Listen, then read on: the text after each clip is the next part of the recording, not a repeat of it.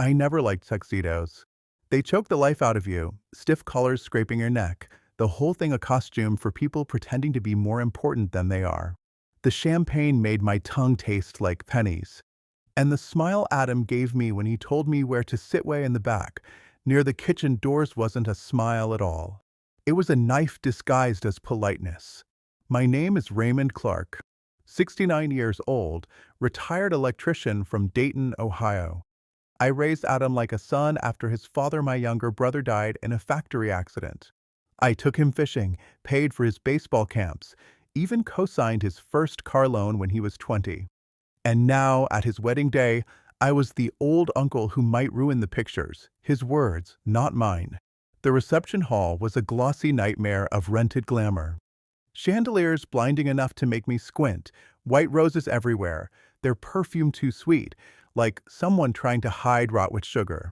People buzzed around in tuxedos and sequined gowns, smiling at each other through perfect teeth. I stood near the back, clutching the program they'd handed me at the entrance, my name printed so small I almost needed glasses to read it. Before we continue, please subscribe to the channel and write in the comments where you're watching from. Uncle Ray, Adam said, sidling up to me before the ceremony. His tie was straight, his hair sculpted to perfection. Look, do me a favor. Don't sit too close to the front. Photographers will be everywhere and, well, I don't want anyone distracted. You understand. I stared at him, trying to decide if I'd misheard. Distracted? You know, the pictures are forever. You'll be more comfortable in the back. That was the moment. A dull punch to the gut, delivered with a grin. People brushed past us, laughing, fixing dresses, snapping selfies. None of them knew what he'd just said. None of them saw my jaw tighten. I nodded once. Back row, then. Got it. He patted my arm like I was a child and walked away. That's when I felt the flash drive in my pocket, pressing against my thigh. It had been sitting in my desk drawer for 5 years, collecting dust. A recording from a night Adam thought was private when too much whiskey had loosened his tongue. I almost erased it years ago, telling myself people change, boys grow up. But some instincts are sharper than mercy. Something in me kept it. The ceremony dragged on with its rehearsed vows and syrupy music. I couldn't focus. My eyes wandered gold tablecloths, crystal glasses catching the light, waiters balancing trays of shrimp cocktails. The laughter around me sounded hollow, like clinking glass against an empty well. I smelled burnt coffee drifting from the kitchen. Sweat dampened the back of my collar. When the priest announced them husband and wife, the room erupted with applause. I clapped once, slow, then let my hands fall to my lap. My stomach churned. My nephew kissed his bride like he'd won the lottery. But I knew the truth. He hadn't married for love. He married for money. Her family's money. And I had the proof. Hours later, during the reception, when everyone was stuffed with steak and wine, the DJ asked guests to raise their glasses for a toast. Adam's new father-in-law stood, booming about family legacy and a promising future. People cheered, glasses high. I stayed seated, quiet. My fingers traced the edge of my flash drive. The projector screen was already set up behind the DJ for their slideshow of childhood photos and honeymoon plans. No one noticed when I slipped to the back table, where the technician sat fiddling with cables. I leaned down, voice steady. "Play this next," I said, handing him the drive. He looked at me confused, but I gave him a stare that brokered no argument. My years wiring factories taught me how to keep steady hands. He nodded. The screen flickered. The slideshow stopped. Suddenly, the hall filled with the sound of laughter. Adam's laugh, drunk and reckless. The video played. Adam slouched in a bar booth, glass in hand, bragging to 2 friends. Love? Don't make me laugh. I'm marrying into her family's money, plain and simple. Her dad's got property all over town. This is my ticket. You think I'd settle down otherwise? The words echoed in the grand hall, bouncing off marble walls. A murmur swept the crowd. Forks clattered against plates. His bride's face drained of color. Her father's jaw tightened, wine glass shaking in his grip. Adam jumped to his feet, shouting, "Turn it off." That's old. That's nothing, but the damage was done. His friend's drunken laughter filled the silence, damning him worse than my own words ever could. I sat still in the back row, hands folded, eyes locked on the screen. My pulse was steady. My chest felt light. People weren't looking at me anymore. They were looking at him, at the fraud, the liar, the man who had humiliated himself. And in that instant, I knew this was only the beginning. The public shame was just the first strike. I had more planned. Much more.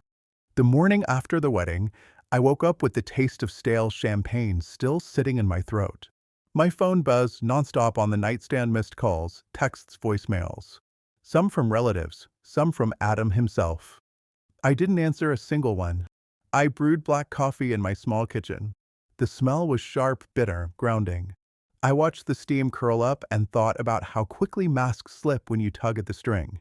By now, the whole town knew about Adam's little confession. News like that doesn't stay sealed inside banquet hall walls, it leaks, it spreads. Like gasoline waiting for a spark. By noon, I walked downtown to the county courthouse. The air was cold, sky overcast. My boots crunched on the salted sidewalk. I pushed through the heavy glass doors and found myself in a place that smelled of dust, paper, and old carpet. An honest place. I'd been here before, years ago, dealing with zoning permits for electrical work. This time I wasn't here for business. I was here for blood. At the clerk's counter, I asked for the marriage license records. The young man behind the glass looked at me like I was wasting his time, but eventually slid the papers across. Adam had rushed into this marriage, too eager to secure his investment. And in that rush, he'd overlooked details, financial disclosures, legal fine print. I sat on a bench and read every line. His bride's family had assets tied up in trusts, conditions about inheritance. Adam's name wasn't anywhere near them. He'd get nothing without her father's approval. That made his drunken confession worse. It showed clear intent, manipulation for financial gain. In the right lawyer's hands, it was ammunition. So I called in a favor. My old neighbor, Jim Holbrook, was a retired attorney who still had friends in the game. I dialed his number from a payphone, the kind nobody uses anymore. Jim answered with a tired hello. "Jim, it's Ray Clark." A pause, then a chuckle. Well. Haven't heard from you since we rewired that church basement. What's on your mind?" "I've got evidence. Recorded video. My nephew admitting he married for money, not love. The girl's family has no idea what kind of parasite he is. I want this in front of the right people." Jim whistled low. "Ray, that's messy business. You sure you want to stir this pot?" "I'm not stirring it. I'm burning it to the ground." Silence. Then Jim's voice, colder now. "Bring me the recording. We'll see what we can do." I hung up, pocketed the flash drive, and walked out into the gray afternoon. By evening, Adam showed up at my house. He didn't bother knocking. He shoved the door open, face flushed, tie loose, smelling of whiskey and desperation. "You ruined me," he hissed, slamming the door behind him. "Do you even realize what you've done?" Her father's threatening to cut the whole thing off. They're talking annulment. An annulment? Ray, I leaned back in my chair, coffee mug in hand. Then maybe you should have thought twice before running your mouth in that bar. That video, it was years ago. I was drunk. You had no right. Oh, I had every right. Because I know you, Adam. I know what kind of man you've turned into. That video wasn't just words. It was a mirror. And you hated seeing your reflection, his fists clenched. For a second, I thought he might swing. But he didn't. He just stood there, breathing heavy like a bull. "You think you've won, old man?" His voice cracked. "You haven't. You just made yourself my enemy. And I don't forgive enemies." "Good," I said, standing slowly, meeting his eyes. "Neither do I." He stormed out, the screen door slamming so hard the frame rattled. The house fell silent again. I sat back down, heart steady. I wasn't afraid. Anger was fuel, but cold planning was the fire. The next day, Jim called me back. "Ray," I showed the recording to a colleague, family law expert. "He says it's enough to file for annulment on grounds of fraud. The bride's family has a strong case. If they push it, Adam walks away with nothing." I almost laughed. That's exactly what I wanted to hear. The legal wheels were turning. But that was only one side of the coin. The other was public opinion, and in a town like Dayton, public opinion spreads faster than any lawsuit. I went to O'Malley's Diner, the place where half the town gossips over eggs and coffee. I knew exactly who'd be there. Sharon Willis, the local realtor who can't keep her mouth shut. I slid into the booth across from her without asking. "Morning, Sharon." "Ray, my goodness, you looked sharp at that wedding." Her eyes twinkled with curiosity. "Quite the scene last night, wasn't it?" I sipped my coffee. "Depends on what you saw." "Did you see the part where Adam admitted on video that he married for money?" Her jaw dropped. "That was real. Real as it gets. His own voice, his own words. He played them himself in front of everyone." I leaned closer. "You might want to share that with your clients. After all, no one wants to buy a house from a man who lies for a living." Her face lit up like Christmas lights. I knew I'd just lit the fuse. By the time I left O'Malley's, whispers were already buzzing from booth to booth. Within hours, half the town would know. By tomorrow, everyone would. Back home, I opened my old filing cabinet and pulled out a thick folder of Adam's history. Every unpaid loan I'd helped him cover, every favor I'd extended, every time I'd bailed him out. I wasn't just holding a grudge, I was building a case. Piece by piece, I'd strip away the image he'd tried to build. The wedding had been the first blow. Now came the real war. And this time, Adam wouldn't see it coming. By the end of the week, Dayton felt smaller than ever. You couldn't buy a loaf of bread at Miller's Market without hearing Adam's name hissed between the aisles. Whispers travel faster than traffic lights in this town, and Adam's confession had turned into everyone's favorite story. I sat at my usual corner booth in O'Malley's Diner, the smell of bacon grease thick in the air, and listened. Two mechanics at the counter were shaking their heads over their coffee. "Guy marries into money and brags about it?" "Low-class move," one said. "His old man would have been ashamed," the other muttered. Neither of them noticed me, sitting 3 tables away, sipping black coffee with a steady hand. That was the beauty of it. I didn't need to say a word. The story carried itself. By Sunday morning, the church pews were buzzing too.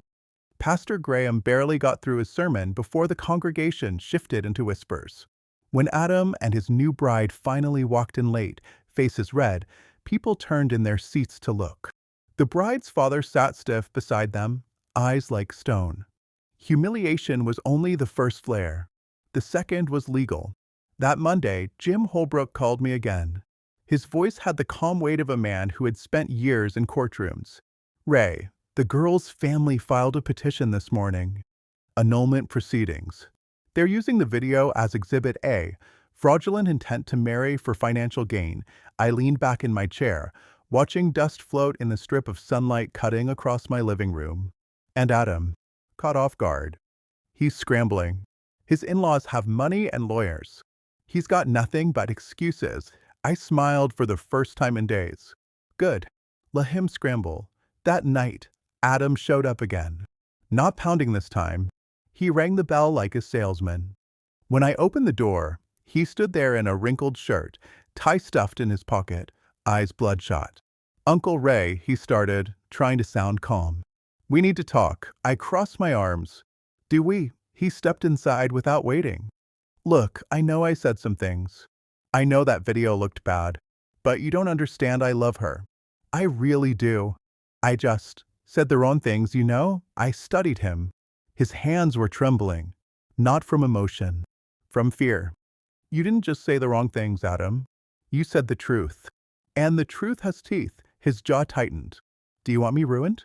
Is that it?" I let the question hang in the air before answering. "No, Adam. I don't want you ruined. I want you exposed." He swallowed hard, eyes darting to the floor. "If you think this makes you look like some kind of hero, you're wrong. People are talking about you too, you know. That you're bitter. That you're jealous." "Good," I said, leaning closer. "Let them. I can live with rumors. You can't live with facts. And facts are what I've got." For a second, I thought he'd break down. But pride kept him standing. He muttered something under his breath and left, slamming the door on his way out. The next day, I visited the bank. The glass doors slid open, and the air smelled like ink and floor wax. I walked straight to the branch manager, a man named Collins who had known me for years. Collins, I said, sliding a file across his desk. You might want to take a look at this before approving any loans for Adam Clark. His eyebrows lifted as he flipped through the paper's copies of late payments, bounced checks, debts I'd covered over the years. Where did you get all this? They're my records. My money. My name. And I'm done covering for him. Collins nodded slowly, understood. This won't leave this office.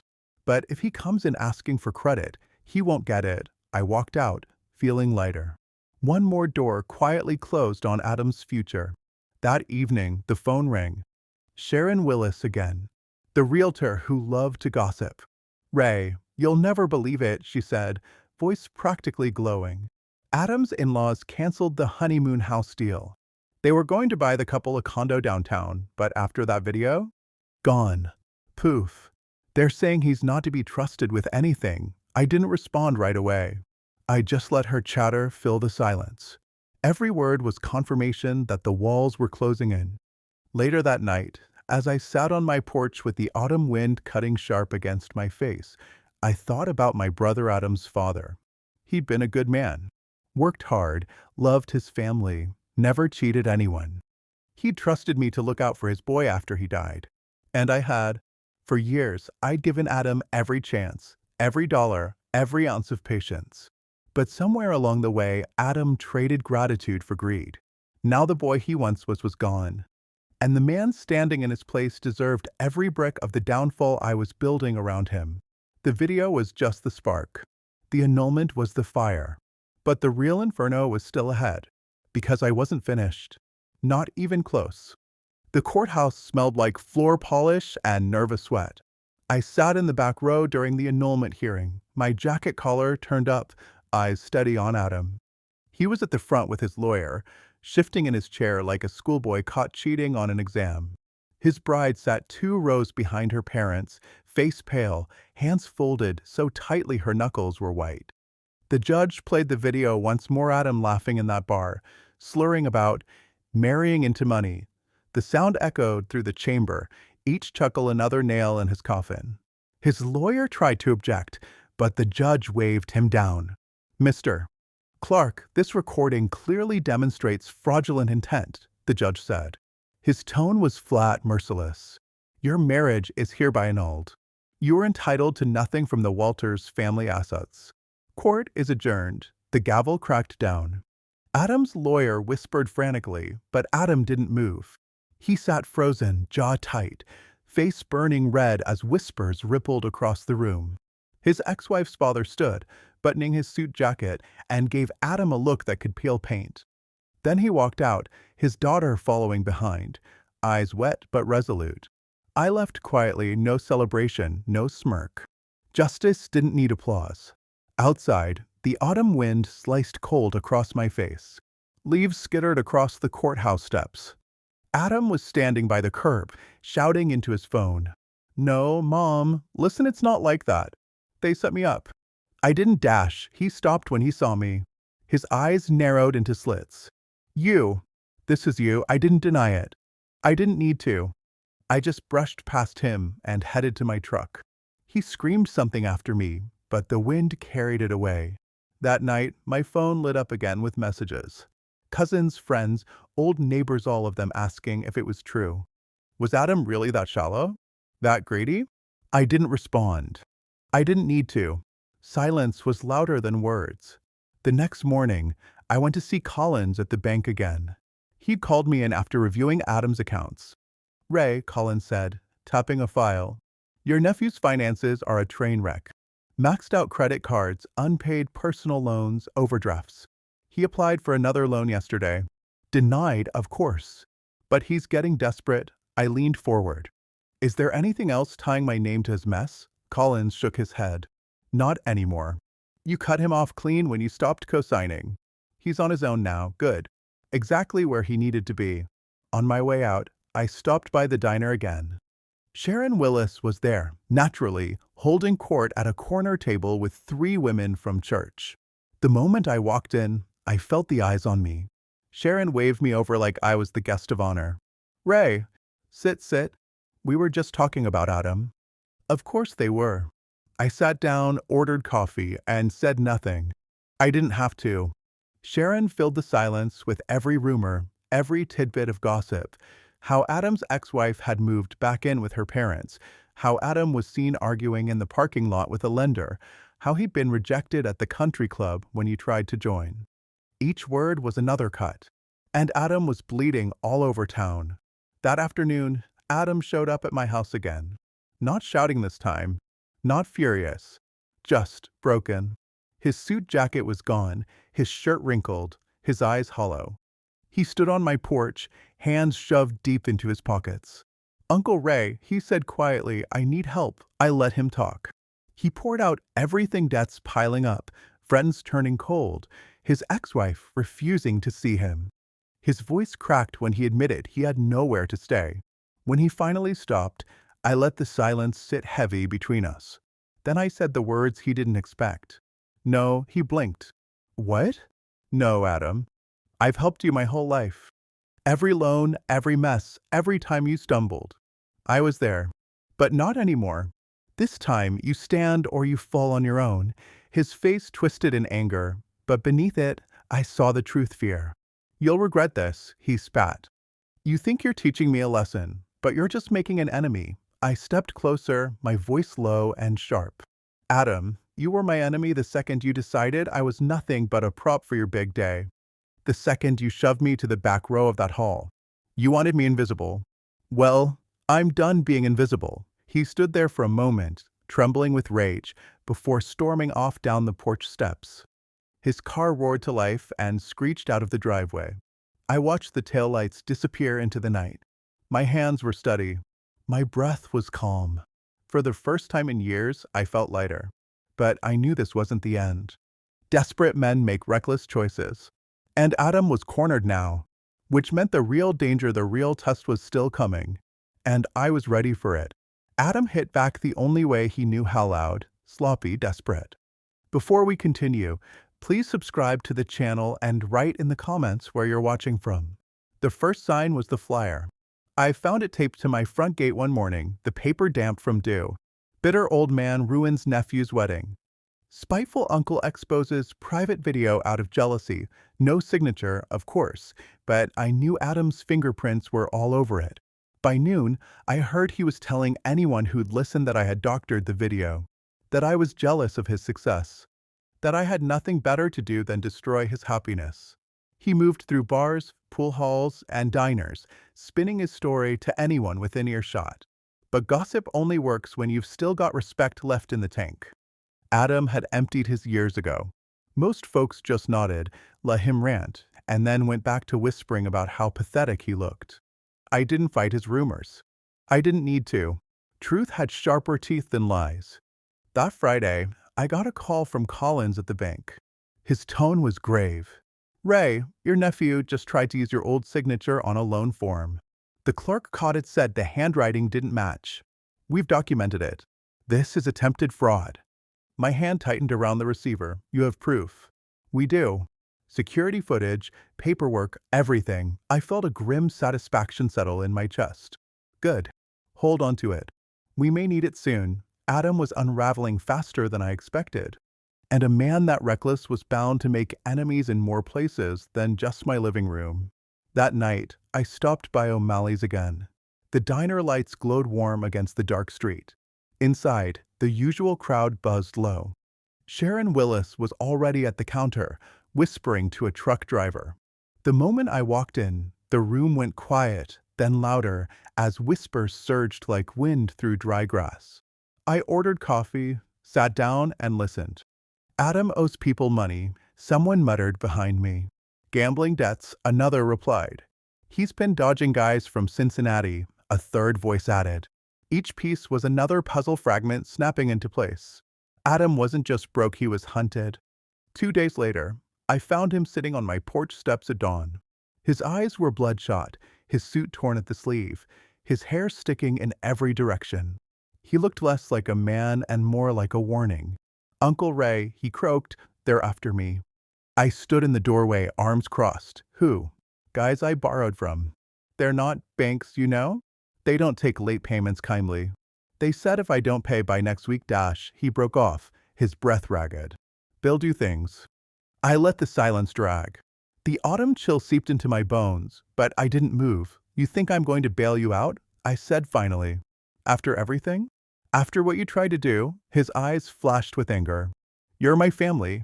No, I said coldly. Family doesn't shove me to the back row. Family doesn't forge my signature. Family doesn't spit on the hand that fed them. You made your choice. He stood slowly, fury trembling through him. If I go down, I'm not going alone. Then take good aim, I replied, because I don't miss. He stormed off, shoulders hunched, muttering threats I couldn't make out. Later that afternoon, Collins called again. Ray, we've had law enforcement inquire about Adam's attempted forgery. If you want to pursue charges, now's the time. I looked out the window at the bare trees swaying in the wind. Not yet, I said. Let him dig deeper. Then we'll bury him. That evening, I drove out to the edge of town, where the Walters family estate sat behind black iron gates. Lights glowed in every window. The bride's father, Mr. Walters, met me at the door himself, his handshake firm, his expression cold. Mr. Clark, he said. I assume you're here about Adam. I am, I replied. And I think we're on the same side. We sat in his study, surrounded by dark wood and shelves of leather-bound books. I slid the evidence across the desk bank statements, the forged loan application, details of his gambling debts. Walter studied every page, his jaw tightening. My daughter deserves better than this trash. She does, I said flatly. And Adam deserves what's coming. Walters leaned back, eyes sharp as glass. You've done half the work already, Mr. Clark. Consider me an ally in finishing the rest. When I left the estate, the night air felt sharper, colder. But my chest was lighter.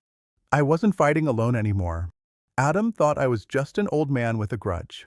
He hadn't realized I was building an army. And now the trap was almost ready to snap shut. The sirens grew teeth. Blue and red spilled across my curtains, washing the living room in pulsing light. The deadbolt sat warm under my thumb. I slid it back, not to invite them in, to make the law crystal clear. Adam, I said, loud enough for the porch mic. There's a protective order. You're being recorded. Step away from my door. Silence on the other side. Rain ticked on the glass. Someone breathed hard, a sour mix of whiskey and panic. Old man, a voice hissed near the shrub line. Just open dash, tires hissed to a stop. Boots hit wet pavement. Police, a woman's voice called Ruiz firm and unhurried. Hands where I can see them. The knob twisted hard. The door shoved an inch, chain catch biting. I let it pull and watched the brass stretch, an angry violin string. Adam's face flashed in the sidelight, eyes feral, cheeks raw, rain jeweled in his hair. You did this, he snarled. No, I said. You did. A second set of boots pounded up the steps. My floodlight burned white. One of the shadows bolted off the porch, slipping on damp concrete. He went down with a yelp. Metal clattered crowbar. The camera above the mailbox gave a soft, pleased hum. Back up, hands up, Ruiz barked. The house filled with radio static and commands. You don't move. You drop it. Now Adam froze, then lifted his palm slow, like surrender tasted bad. The chain rattled when he let go of my door. I opened it just enough to show my face and the protective order in my hand. Detective, I'll email the porch footage and the interior cam audio right now. He tried to talk to me over the officers, voice pitching high. You think this scares me? It's not for you, I said. It's for the judge. They cuffed him on my wet steps, the click of metal crisp as a metronome. His jaw trembled when Ruiz read the charges. Violation of a protective order, attempted unlawful entry, conspiracy.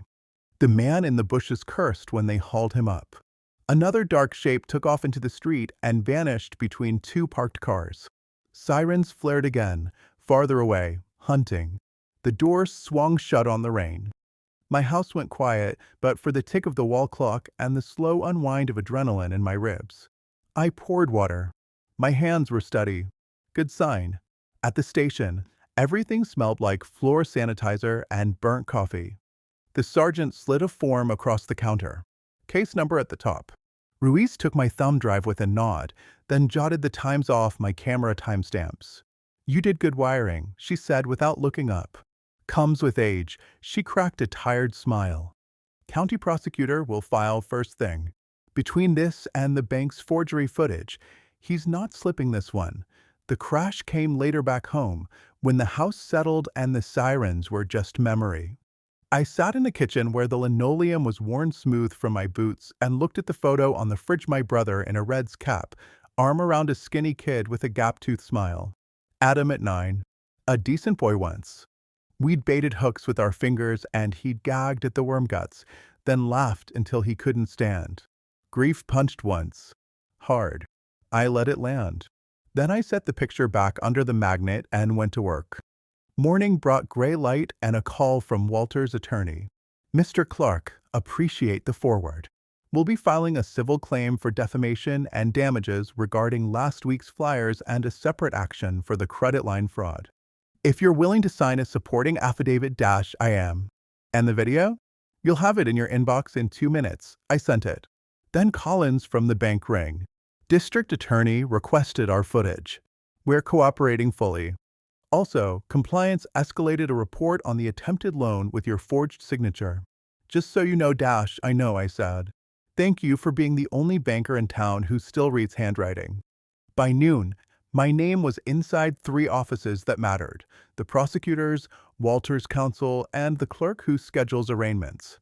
Sharon, of course, didn't count as an office, but the woman had a distribution network that could move gossip faster than fiber. I didn't feed her. Not now. The truth didn't need an amplifier yet. The bail hearing was set for the next morning. I shaved with a careful hand. Tied the same navy tie I wore to my brother's funeral. The courthouse steps were slick from last night's rain. Reporters waited at the bottom like crows on a fence line. I kept my eyes forward. Inside, the courtroom hummed paper shuffles, murmurs, the tired throat clearing of a veteran judge. Adam sat at defense table in a limp suit, wrists free but spirit cuffed tight. He didn't look back. His lawyer did, scanning benches like a fisherman checking the waterline for wind. The prosecutor's voice was sandpaper. Defendant violated a duly issued protective order and attempted to gain entry to the petitioner's residence while accompanied by individuals equipped with burglary tools. He is the subject of an ongoing bank fraud investigation arising from an attempted loan using petitioner's forged signature. We request no contact, GPS monitoring, surrender of passport, and a high cash bond. Adam's attorney launched into a speech about misunderstandings, about family tensions, about an ill-advised visit to reconcile. He said reconcile, the way a man says alibi. The judge watched our faces while he listened. Mine didn't move. Adam's twitched whenever the word video came up. Mr. Clark, the judge said at last. Do you wish to be heard? I stood. The wood of the bench was smooth under my fingertips. The order exists because he cornered me in my home and in public for weeks. I asked for distance. He brought 2 men and a crowbar. I don't want him in jail to punish him. I want him away from my door so nobody gets hurt. The judge nodded once. Conditions granted. Bond set at an amount commensurate with risk. He named a number that made 2 people in the gallery whistle softly. The gavel sounded like a clean cut. In the hallway, the humidity pressed like a hand on the back of my neck. Fluorescence buzzed. A vending machine rattled. Ruiz leaned on the wall, phone to her ear, then covered the mic. Good day for you, she said. It's not a day I celebrate. Shouldn't, she agreed. But you can breathe for 24 hours. Walter's attorney intercepted me on the marble steps. We'll file the civil actions this afternoon. Also, the club circulated a notice Mr. Clark is persona non grata on their property. Small potatoes, but symbolically meat. Symbols have edges, I said. Sometimes they cut the right way. Back home, the afternoon sagged with heat. The maple in my yard shimmered with cicadas. I sat at the kitchen table and wrote my statement out in longhand even though nobody asked for it. I like ink. It slows a man into telling the truth. Doubt tried to creep in through a crack whether I'd gone too far, whether there'd been a gentler road, but it found the door bolted. Adam had chosen every turn. I just put reflectors on the ditch. At dusk, a local stringer called, sniffing for a quote. I declined. Let the filings talk, I told him, and hung up. A quiet house is its own kind of blessing. The phone rang again 10 minutes later. Unknown number. I let it go. It rang once more, then my voicemail pinged. I listened. Mr. Clark, a clipped voice said. This is Assistant County Prosecutor Mallory. We're adding a charge based on the bank's evidence, attempted identity fraud. We'll present it at the preliminary hearing. One more thing, we've obtained your porch video and body cam sync. It's compelling. Expect the defense to push for a deal. I'll call you in the morning. I set the phone down and exhaled. The house creaked once, the way old bones adjust when weather shifts. I slept in my chair for an hour, tie loosened, boots still on. Woke when headlights slid across the ceiling and died in the street. I walked to the window and eased the curtain. No one on the porch. Just a car pausing at the stop sign, then rolling on. The motion light stayed dark. Good. Let it rest. Morning came clean. In the hallway mirror, a tired man looked back at me, jaw set, eyes clearer than last week. I straightened the tie, pocketed the flash drive with last night's footage, and locked the door behind me. At the courthouse, the hallway outside courtroom C was a river of voices. Adam stood with his lawyer at the far end, phone in his hand, thumb moving fast, expression bright, and fake the face people wear when they're begging money from someone who doesn't love them anymore. He looked up. For a breath, the mask slipped. He mouthed something ugly I didn't bother to read. The bailiff's voice cut the hallway. State versus Adam Clark. Preliminary hearing. Parties inside, we filed in. Benches groaned. The judge took the bench, black robe falling like a curtain. The clerk said, "Call your first witness." I rose when they said my name, the oath cool on my tongue. And then the prosecutor slid a new folder onto the lectern, thick and heavy, tabbed blue. A surprise. She glanced back at me, eyes steady, a small nod that said, "We saved this for today." I didn't know what was in that folder, but I knew it wasn't for me to fear. The gavel came down like thunder.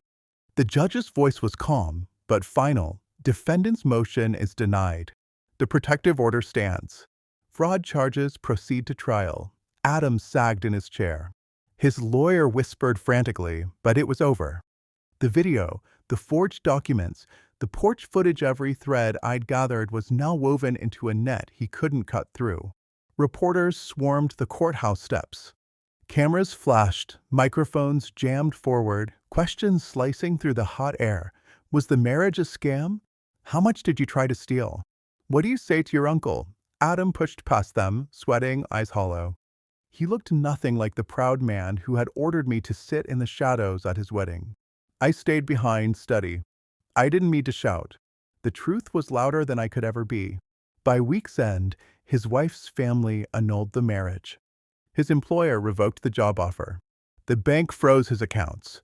And the town he thought he owned couldn't say his name without a curl of disgust. I walked home through quiet streets, the summer heat lifting as dusk cooled the air. My house smelled faintly of dust and old wood polish. I set my keys on the table, poured a bourbon, and sat by the window. On the mantel, my sister's photograph caught the fading light. Her boy had grown into something rotten, but tonight finally he'd been made to face it. I raised the glass to her picture. He won't hurt anyone else with his lies. Not anymore. Outside, crickets started their chorus, steady and patient. Like justice itself. Adam thought he buried me at the back of his wedding hall. But I buried him in the only place that mattered, under the weight of his own truth.